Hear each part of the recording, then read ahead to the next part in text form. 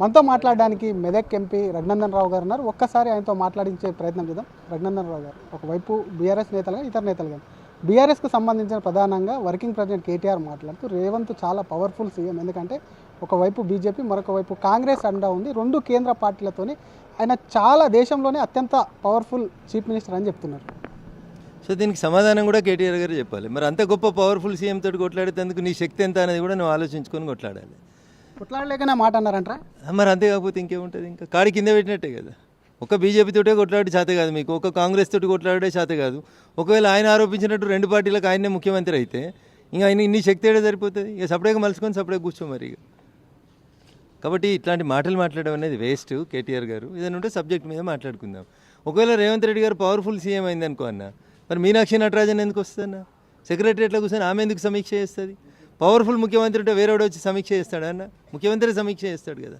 కాబట్టి ఇవన్నీ ఎటకారం ఎక్కువ మాట్లాడుతున్నటువంటి మాటలు, ఎకసక్కాలకు పోతున్నటువంటి మాటలు తప్పితే నాట్ గ్రౌండ్ రియాలిటీ. రాష్ట్రాన్ని కుదిపేసినటువంటి ఫోన్ ట్యాపింగ్ అంశము, దానికి సంబంధించినటువంటి ఎవరైతే నిందితులో మెయిన్గా ఇక్కడికి వచ్చారు, దేశానికి వచ్చారు, వస్తే అరెస్ట్ చేస్తామని ఇప్పటివరకు దాంట్లో కూడా ప్రభుత్వం ముందుకు వెళ్ళలేకపోతుంది. విచారణ కూడా హాజరైనటువంటి పరిస్థితి ఉంది. గతంలో మీ మీద కూడా ఆరోపణలు చేశారు, వాళ్ళని తీసుకురండి బొక్కలు వేస్తాం ఇతర దేశాలకు వారిపోయారు. ఆ అంశాన్ని ఎట్లా చూస్తారు? ఇప్పుడు దాంట్లో రెండు అంశాలు ఉన్నాయన్నా. కొంతమంది ఏమో లీగల్గా సుప్రీంకోర్టు నుంచి అయితే కొంత డైరెక్షన్స్ తీసుకొని వచ్చి పోలీసుల ముందుకు వస్తూ ఉన్నట్టున్నారు. ఏదైనా నేను అదే చెప్తా ఉన్నా. రేవంత్ రెడ్డి గారు పవర్ఫుల్ సీఎం అయితే కేటీఆర్ ఇన్ని రోజులు రోడ్ల మీద తిరుగుతాడన్నా? ఎందుకు తిరుగుతాడు? అసెంబ్లీలో తొడగొట్టి రంకెలేస్తున్నాడు కదా. ఏం చేస్తావు చేయి నువ్వు అని ఏకవచనంలో మాట్లాడుతున్నాడు కదా. ఎందుకు ఏం చేస్తలేడు ముఖ్యమంత్రి? వేయాలి కదా మరి. అంత రంకెలేస్తున్నాడు తీసుకుపోయి లోపల వేయాలి కదా. వేయాలి మరి. ఆయన తప్పు చేసిండంటే నువ్వే అదేంది 50 crores ఏదో ఈ ఫార్ములా కారు దాంట్లో పోయిందంటివి. దాని గురించి ఎందుకు అరెస్ట్ చేస్తలేవు? కోర్టు అయితే స్టే చేయలేదు కదా, చేసి లోపలేసే మరి. ఎక్సీకి సంబంధించి ఇందాక మీరు రివ్యూ చేశారు. ఆ భూముల వ్యవహారంలో ప్రధానంగా బీజేపీ ఎంపీ హస్తం ఉంది, 2 రోజుల్లో బయట పెడతానన్న అంశం ఏదైతే రాష్ట్రాన్ని మొత్తం కుదిపేసింది. ఎవరా ఎంపీ అనేది కూడా చర్చ జరుగుతుంది. అందులో మీ పాత్ర ఏమన్నా ఉందా మీ ఎంపీలకు సంబంధించి? We welcome the statement of Mr. KTR. Let him spoke the name of our MP. Definitely our MP will come in front of the media and we'll discuss. We'll file a defamation also. We'll see. ఉత్తగా BJP MP అని BJP మీద ఏదో బట్టగలిసి మీద వారేసే అవసరం లేదు. 2 రోజులు ఆగుదామన్నా. Let the name come. పేరు వచ్చిన తర్వాత మనం మాట్లాడుకుందాం. ఇప్పటికే మీరు పోరాడుతూ ఉన్నారు. ఎస్సీకి సంబంధించి కేంద్ర ప్రభుత్వంకి సంబంధించి ఇంకేమైనా ముందుకెళ్తారా? కోర్టులో ఉన్న అంశం కానివ్వండి, కేంద్రం నుంచి ప్రస్తుతం విషయం కోర్టులో ఉంది. సుమోటోగా సుప్రీంకోర్టు తీసుకుంది. సుప్రీంకోర్టు ఒక 3 member కమిటీని నియమించింది. ఆ 3 member కమిటీ రేపు మాపు సెంట్రల్ యూనివర్సిటీని విజిట్ చేయబోతుంది.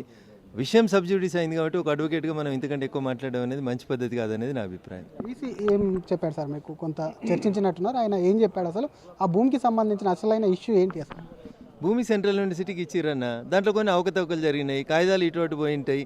ఏదైనా జరగనియండి. భారత ప్రభుత్వం రేవంత్ రెడ్డి గారు రోజు చెప్పేటువంటి ముచ్చటేంది? అది ఇందిరమ్మ రాజ్యం అని చెప్తారు కదా. ఆ ఇందిరమ్మ రాజ్యంలో అప్పటి ఇందిరమ్మ ఇచ్చినటువంటి భూములు నువ్వెందుకు అమ్ముకుంటున్నావు? ఒకవేళ అప్పటి గత ప్రభుత్వాలు ఏమైనా 400 ఎకరాలు అమ్ముకున్నాయి అనుకో, అది వద్దని చెప్పింది కదా సుప్రీంకోర్టు. మళ్ళీ బ్యాక్ ఇచ్చేసింది కదా. వాళ్ళకు ఉండని సెంట్రల్ యూనివర్సిటీకి నీకెందుకు పెత్తనం? చాలా ఉన్నాయి కదా హైదరాబాద్ చుట్టూ భూములు. 4th estate, 4th real estate, ఇంకా అన్నీ తయారు చేస్తున్నావు కదా నువ్వు. 4th సిటీ, ఫ్యూచర్ సిటీ చాలా తయారు చేస్తున్నావు కదా. ఆడ ఇంకేమైనా మంచి వెంచర్లు చేసుకోరు. అభివృద్ధికి బీజేపీకి అడ్డంకమా? అందుకే ఎస్సీ భూములు అమ్మకుండా కూడా ప్రభుత్వ భూమి అని చెప్పినా కూడా దానికి ఇది అభివృద్ధికి ఇవ్వకపోవడానికి అడ్డుకుంటుందా? భూములు అమ్మడమే అభివృద్ధి అని అయితే నేను అనుకుంటలేనండి. అంత తెలివి తక్కువ ఎవరైనా మాట్లాడితే ఇక వారి వివేకానికి నేను జోహార్లు అర్పిస్తాను. కాంగ్రెస్ నేతలు మాట్లాడుతున్నారు ఏమన్నా అమ్ముకొని అభివృద్ధి చేస్తారా? అభివృద్ధి కొరకు ల్యాండ్ అక్విజిషన్ చేయట్లేదా? మేము చేస్తే తప్పేంటి? మేము అభివృద్ధి కొరకే ఇస్తున్నాం, దాని ద్వారా దాదాపుగా కొన్ని వేల ఉద్యోగాలు వస్తాయి, అలాగే ఇన్ఫ్రాస్ట్రక్చర్ కూడా ఇక్కడ పెరుగుతుంది అని చెప్తున్నారు. ఇప్పుడు దీనికి కొంచెం అసంత పోతే కోకపెట్ల వాళ్ళు భూములు అమ్మిరు, 100 కోట్లకి ఎకరం అమ్మిరు. అప్పుడు ఏం మాట్లాడండి? ఇదే ముఖ్యమంత్రి PCC ప్రెసిడెంట్ హోదా లోపల భూములు అమ్మొద్దు అన్నాడు కదా. మరి ఇలా కాంగ్రెస్ ఎట్లా భూములు అమ్ముతుంది? సరే బీజేపీ ఏం చేసింది, టీఆర్ఎస్ ఏం చేసింది పక్కన పెట్టుండ్రి. మీ ముఖ్యమంత్రి PCC అధ్యక్షుని ఉన్నప్పుడు మాట్లాడిన మాటలు కావాలంటే ఆడియో వీడియో పంపిస్తాను. ఏం చెప్పిండన్న?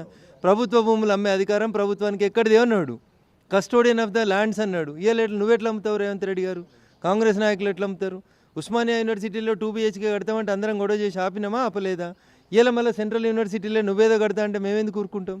కఠనీయం. అభివృద్ధికి భూములు అమ్మడానికి రెండింటికి సంబంధం లేదు. ప్రభుత్వం is not a real estate agent. ప్రభుత్వం custodian of the government lands. అట్లా ఉండమని అడుగుతున్నాం మేము.